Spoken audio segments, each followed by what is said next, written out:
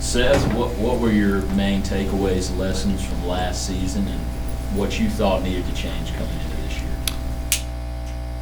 You just got to bring it day in, day out in practice, open gyms, all that. You got to have that unity as a team. And if it's on the court but not off the court, or if it's off the court but not on the court, you're going to struggle, learn a lot. But those are some of the biggest things, and just continuing just to battle through adversity was also one of the biggest things. We went through a lot of ups and downs last year, but we tried our best to stay together as one, hold each other accountable, just stay as a group, and we did a good job in that aspect. But those are some of the biggest things I took away. You got James and Zayd here, but lots of new faces. At what point was it no longer strange and weird to have all these new guys here? You have to get to know, you have to sort of show them the way and lead, but also continue doing your thing.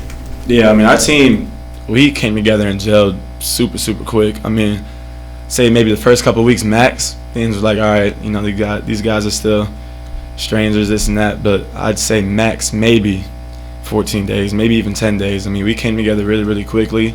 We bonded, we gelled quickly, and it carried to on the court too. I mean, we hung out off the court all the time. We still do, and I mean, just the way we came together on the court in such a quick amount of time was super impressive. It was super impressive. So. Is there an element of this that's kind of fun for all these new guys, and just sort of the uncertainty and unknown that lays ahead? I guess when you look at it that way, I've never really looked at it that way, but I mean.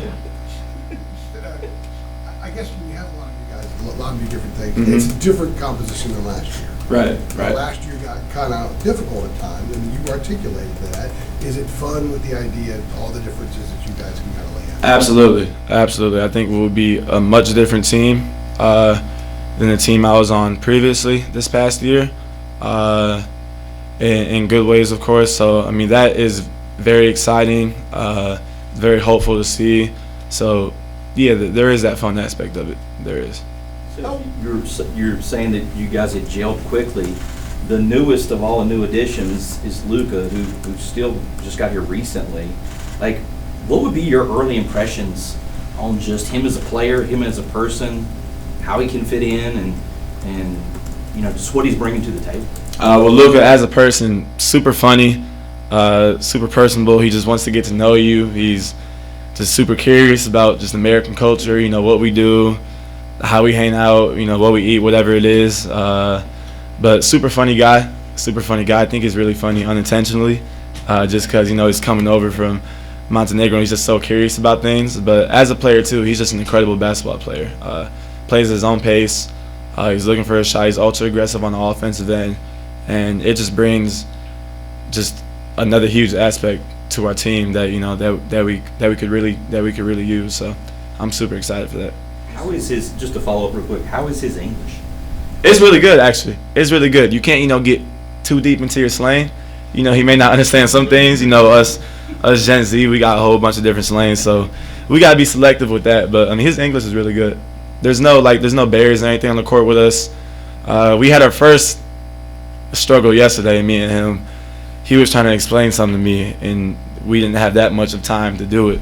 And he said something very fast, and I told him I had zero idea what he said. So we spoke about it after practice, but otherwise it's really good. Yeah, I was actually going to follow up on that too really quick. You said the funny unintentionally. Do you have an example of that? Just him playing a song that nobody would think he knew, and then he's just sitting there smiling, bopping his head, and, you know, just looking for approval, and we're all just hyping him up. You know, something like that. That just makes it unintentionally funny. And you have played kind of a role, like a recruiter almost, over the offseason. That's something that Huber talked with us recently about.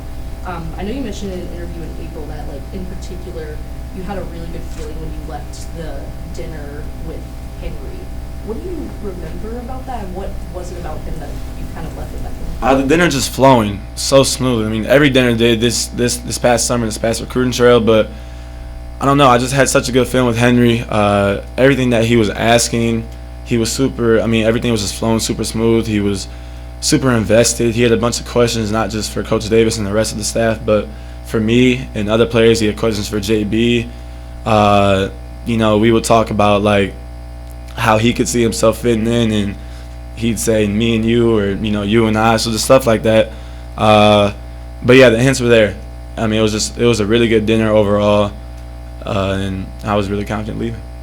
Seth, I know you've done some interviews about your new ice cream shop, but just how does it feel to be a franchise owner, and kind of tell us a story about how that came to be? It's super cool. It's more than a blessing to be able to call myself a franchise owner, just especially in the position I am. Just trying my best to set my own path, be my own person, and set an example for athletes to come as the NIL life just keeps expanding and keeps growing, and more opportunities keeps coming just for players like me. But it's just something I've always thought about. I've always wanted to be more than a basketball player, and the idea of entrepreneurship has always been in my head. My parents have set a great way for me, and they've set a great path for me just to follow. And I had the opportunity just a few months ago. It started to be in talks with Ben & Jerry's on Franklin Street. So the opportunity came about, sat down with my parents, and we were all super excited and investing on it, so we jumped on it. Are they going to call you if the cooler breaks in the middle of the night? I think my dad will take that. He'll take that hit. My parents doing a great job helping me out. They're there at the start of the time, but yeah, I'm gonna stay asleep. Basketball's more important. So for you, obviously, several of the guys that have come in through the transfer portal, they have some college basketball experience. You're really the one that has the experience, within this program, things like that. How has the responsibility changed for you to kind of not only integrate the new guys, but communicate to them what playing in North Carolina is like? For example, when we talked to Hubert, he was kind of talking about the importance of the standard and staying there, maintaining it. How much for you as a player have you been communicating that to some of these new guys? It's been a huge part of my job. I've really taken ownership into that part. I feel like I kind of started taking ownership in that, halfway through the season last year, and I've kind of just embraced it since. But I mean, Coach Hubert does an amazing job of continuing to remind us, and I just continue just to try and be an extension of him, of just how important it is, to wear this jersey with pride when you're wearing it, to represent this jersey when you're out on Franklin Street, or when you're back home, you're in Raleigh, wherever you are, just to have pride in who it is you're playing for, like what it is you're playing for, the team, the community, the fans around you. I try and hone in on it as much as I can, and just speak that to my teammates as much as I can. And I mean, I feel like I've done a good job. The guys definitely understand what it means to play here. If you ask them, they can all give you their own examples on what it means to them. But it all kind of comes back, and it all correlates to what Coach Davis tells us at the end of the day. So you embraced that, at some point last year as well. When thinking back to that time, was that easy to do? Was that something you had to kind of get out of your comfort zone to do? Like, how was that process for you? I've always seen myself as a leader. I mean, I've always. I know my freshman, sophomore year, I had amazing leaders here. So in a way, I'll say I took a back seat in a way, but I've always seen myself as a leader. In high school, I was always the guy who pushed my teammates. I was always the guy who got on my teammates when needed to be, who carried my teammates when needed to be, who held them up. And that's just who I want to continue to be. It helps people. It allows people to grow when there's that leadership, and I think I'm capable of doing it. So, I mean, it's nothing new, no new surprises or anything for me, so I'm just continuing just to embrace it, like I said. Seth, you've been around this program for a long time, from when JP first got here as a freshman to now. In effect, Coach Davis has kind of seen you grow up in that way, from being just JP's little brother to being your own man. And he says how much this program means to you and how you want it to be consistently good. You basically leave it better than you found it. In your words, how much does this program mean to you? How much has it been a part of your life? I mean, in this era, to stay here for 4 years, I think speaks a lot. To enter the transfer portal and literally not be able to leave, I think speaks a lot. I mean, this university means everything to me. I mean, I'm growing up a Carolina fan. My family's grown up a Carolina fan. I've had support for all these years, and I've just been able to grow as a man. I mean, forget basketball. The young man I became here, the lessons I've learned, like all the experience I've been able to have, the connections I've built. You can't get all these things anywhere else. And it really just means a lot to me. I'm super thankful for it. I mean, just when I'm praying at night, I speak about how thankful I am for this university. I mean, it's a blessing. It's a blessing just to put it in, a few words. How will Kyan's role as a point guard differ from, say, Elliott last year or other point guards you played with? And what does his skill set maybe allow the team to do this year that was maybe more difficult last year? Well, Kyan's he's just embracing the role that any point guard should embrace. Being a voice for the team, being a leader, being an extension of the coach, and just being confident so everybody else can be confident on the court. I mean, he's played amazing this summer. He's getting to his spots. He has a patient game. He's an elite shooter, as y'all know, and a really good passer. He's been able to create opportunities for all of us this summer, and we're just continuing to play off of him. He'll be really good for us, and yeah. Seth, you had to wear a lot of hats, like strictly from a basketball perspective last year. What do you sort of see being your most important role this year on the court, and what were some of the things you wanted to work on most this summer? My role, just being that guy in hindsight, being the guy that the teammates can rely on, being the guy when Coach Davis needs something, I can go get it, whether it's a defensive stop, it's a rebound, it's a game time bucket, whatever it is, just being that guy that Coach Davis can rely on. We built such a good relationship over the last 4 years, and I feel like I've continued to grow as a player, that he can rely on me and I can rely on him knowing that he relies on me, So just being that guy. And then what was your second question? I mean everything. This summer, we've been working on playing on the ball more. Last year, which is how many guards we had, it was limited for everybody. So this summer, I've been on the ball a lot more, decision making, reading the pocket pass, coming off screens, ready to shoot. Off the dribble shooting has been huge. Movement shooting has been huge. But just continuing just to expand my game as a lead guard. That's been the biggest push. Seth, I can't imagine you'll have to guard as many fours this year. What's it been like with guys like Henry and Caleb and Jaron on this team so far? It's a blessing. It's a blessing. I still talk about it. I still tell them how thankful I am for them, because now I don't have to guard guys who are 6'10", 240 or something like that. So it's a huge blessing. And then just the thing about them too, they're not just big. They have so many aspects of the game. Like Henry, from what I've seen this summer, he's an incredible shooter. Jaron is a lights-out shooter. Caleb is so dynamic. He can shoot the ball. He can put the ball on the floor, and then he can go and shut down, the opposing team's best player. So all of our bigs are so dynamic. I mean, just as well as their size, plus with everything that they can do, our front court has a chance to do something really special this year. So I'm very thankful for them. Along those lines, go ahead. When you're I'm just curious, when you're recruiting transfers or whoever it is to come here, what's your number one sell in terms of, hey, come to Carolina because if you had to pick one thing, this reason? I mean, I guess the thing that I consistently tell these guys, is that we need them. We're not recruiting them for no reason. We're not recruiting them because Coach Davis is bored and he just wants to bring Henry in on a visit. It's because we need these guys and they have a chance and the opportunity to impact this university like many people dream about. There's so many people who would kill to be right here in this seat answering questions to y'all, and just continue to spread messages like that, remind them that we need them, reminding them and just letting them know that they can be such a pivotal piece, and just keeping it real with them. I guess telling them the truth is part of my pitch. Seth, I was going to ask you real quick about what you were saying with the skill of the bigs that you have on this team, and with off the dribble shooting, like you're talking about, in the half court. Do you maybe see this group playing more pick and roll type stuff when you get into a half court set and you're running something than opposed to previous years, just because of the skill of the bigs?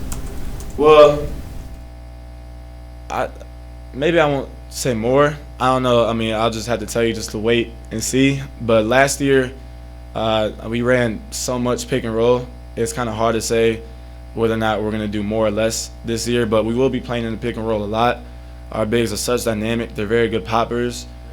They're great rollers. They're great screeners. So we're gonna have to use that to play to the best of our abilities. But to answer if it's gonna be more or less, I'm not really sure yet. But it'll be the right amount. Whatever it'll be will be the right amount.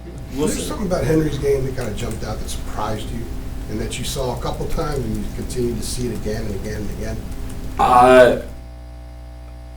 That he can jump. Like he's not just tall. He's not just a 7-foot foreign guy, who you just see can just dunk the ball. Like I can really throw it up to Henry. He's gonna go get it. He's such a dynamic roller. If I throw him a pocket pass and I'm leading him a little bit, he just has this burst out to the ball to beat the opposing big, and it's something that not a lot of bigs have, and it's gonna create a lot of opportunities for us. It's gonna open up our games a lot, and he's gonna be able to create and just feed off himself for that. But how much does his athletic ability enable him to be able to get those lobs from all? He could start one place and get the lob going to the rim because he can get there so quickly. I'm not too sure because he is 7 foot, so there's 4 or 7 foot. yeah. I mean no, but like for a 7-footer, he is very athletic. He's very athletic. He's very dynamic. He's quick. He can move his feet. So it's definitely better than the average 7-footer that you see in college basketball. I'll say that. So I know a lot of guys have come to you for on-the-court stuff as you've been around here for a long time. Since you've become an entrepreneur, have you gotten any guys come to you and ask you any advice about that off the court as well? None really in the locker room. They just give me a bunch of kudos. They support my business, like Zayden. Zayden has been there. It's leading up to an unhealthy amount of times, but I won't say it's unhealthy yet. But they've been huge supporters of me. But I mean, yeah, I have had some athletes reach out on social media, just asking questions, just saying congratulations, how'd you get into it, stuff like that. So, yeah. I and Henry both mentioned that you were the reason why they decided to come to NC, especially, at least a little bit. I might be putting words in their mouth, overselling it a bit. But what does that mean to you that you just have such an impact? Obviously, it's, you have a pitch for transfers, but to know that makes an impact, what does that mean to you? It means a lot. It means a lot. Like I said earlier, I mean, it means a lot because, I'm really telling the truth to these guys. So just the fact that they can believe me, and they can just trust me after an hour, 2-hour dinner, means so much. Speaks highly on their character, speaks highly on my character, and just speaks on the relationship that I have with these guys already. Like, I'm super close with Henry already. I'm super close with Kyan already. They're probably two of my favorite people to play with as of right now, just the way they move the ball, the way they play, and the way they just compliment me and the rest of the team. But I mean, it speaks a lot, and it speaks a lot of volume, not just on me, not just on those guys, but on this university too. Because like I said, everything that I told was no lies. I had no reason to tell any lies. Everything I told was the truth. And if it sells you, I mean, it just speaks highly in this university. So you spoke in April just about wanting to work on your mental side of the game. It's something that you talked about in the past. I wrote down, I had to go back and find this, but in the off season before your sophomore year, you talked about a David Goggins book, Can't Hurt Me, Master Your Mind and Define the Odds. I'm curious, when you talked about working on your mental this off season, did you go back to that book, or was there maybe a book, podcast, something that you actually physically opened or did that was maybe helpful to you? Yeah, I didn't read any books this off season. But I've worked with one of my mentors. I see him as a mental coach. He's given me so many tricks and tools just to to counter bad thoughts or whatever it is, but just to get that extra edge on the mental side. And I've been going at that. I mean, all summer I've been using those tools, been using those tactics whenever I need to, whenever need to be. And just how it went a long way last year, it's gone a long way this year. I mean, just continue to sharpen this side of the game. It's the most important thing in basketball, I think, and it takes guys such a long way when they really realize, how important it is. So. Time for a couple more. 2 more. Seth, what about the challenges of that concussion last season? It didn't seem like you found the perimeter shot afterwards that you had before. Did you feel like you ever got your game back to the level it was beforehand after the concussion? I didn't. I didn't get my game back after that concussion. I had good games. I had bad games, but the biggest things was just the inconsistency. After my concussion, I was fighting fighting, and I honestly think that was part of the problem, just because I was trying so hard just to get it back and not just let it flow. But it is what it is. I mean, the concussion definitely affected me in that second half of the season, but I'm not going to sit here and just blame it on that, because I'm sure I'm not the only one who's had a concussion that's had to come back and play. So it is what it is. I mean, it did, but I don't know. It's in the past, so. That's kind of a middle battle, so to speak. Yeah. I mean, it was. When you get a concussion, everything, like quite literally everything, is thrown off. Your rhythm, your feel, the way you process things on the court, the way you see, quite literally everything in your body is thrown off. So you just got to work on all that. But luckily, I've had months since it's happened. So I think we're good now. We got time for one more. I know several more have put. He'll be October 7th. He'll be at the media day, and then he'll probably be with us before we play BYU. So last one here. Seth, to kind of go back to your NIL endeavors, how would you kind of describe sort of the importance of NIL for players like you and also for the program as a whole? And also, do you have any plans for Ben and Jerry's in the future? Well, I'll just speak on the Ben and Jerry's part real quick. I'm going to sit here and keep it a secret. I'll give y'all one. I'm trying to get Coach Roy a flavor here on Franklin Street. That's one thing I really want to do. I think he's earned it. I think he's done enough to get himself a flavor. He's great to my family. He's great to his university. So I want to try and do that to him. I got to talk to corporate, so we'll see what they say. We'll see what they say. But I'm sorry, I need you to repeat the first part of your question. Just like the importance of NIL for the program, and also if once you graduate, how do you plan to be sort of involved in those NIL efforts? Yeah, I mean, NIL is, well, first of all, it's important in the program because to get players now, you have to have it. You know, if you don't have it, you won't get players. But it's huge. It puts young players like me, young men, young women all over this university in just such, grateful positions, and such huge positions that we're fortunate to just to call blessings. It wasn't this way years ago, and now just the fact that I can be at a university I love and really capitalize off of my name, my image, the things I do it's huge, and it's going to go a long way for us players. It'll go a long way for this university and bring in the right people to hopefully get some championships. But it just continues to benefit college basketball, college football, just the NCAA in a whole. So I think it's a blessing. Thank you, everybody. Appreciate y'all. Yes, sir. Yes, sir.